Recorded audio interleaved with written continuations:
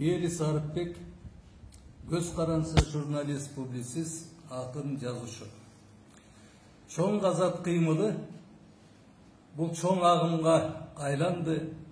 Ошол чоң Казаттын жасап аткан эрдигин, тайманбастыгын колдоп, бүгүнкү кырдаал учурда чоң Казат кыймылына, агымына ыр сабардап келдим. Чоң Казат жолго чыгышты. Чоң Казат атың жарашкан, чогулуп намыс талашкан, чоо жайын дыкап иликтеп, чоң жемкор жутту чочуткан. Чок баскан жут аттанган, чоң куйтуу кураң кармаган, чоң Казат калп айтат деп, чоң арам митам карганган. Чогулуп финпол текшерип, чоң жуттун калпын чыгарган, чоочутпай четин карашса, чоочун өлкөдө байлык катылган. Чоң Казат кыймыл эрекен, чоосуна киттер илинген, чокмосуз жемкордук урутуп, чоң Казат аны түшөр экен. Чоң жемкорлорду ачыкка чыгарып, чоң резонанс коомго жаратып, чоң жүрүш сыймык баштады, чоң арам пулдардын көбүн каратып. Чоң ишти азаматтар башташты, чочубай арамдар менен касташты. Чоң Казат максат канат аскап, чокуга олигархтарды чабышты.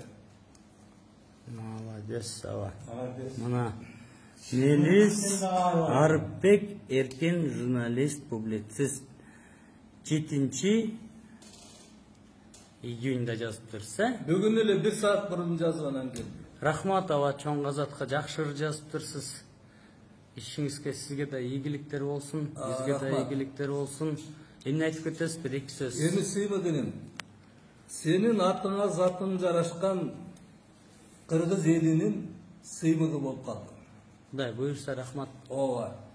Албетте кухняда жатып алып, кайдыгерлик, генебестик, кош көңүлдүктөн калдайган калың калпты ойготтуң.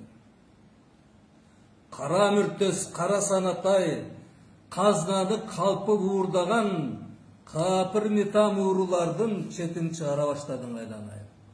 Эл козголду. Чоң Казат кыймылы чоң агымга агылып, дайра болуп, чамынып, толкундап турган учуру. Кыргыз эли ушундай эр азаматтарды сагынып күтүп турган. Кыргыз эли үчүн манастай чоң жинди керек эле. Ошо чоң жиндин миссиясын сен аткардың айланай.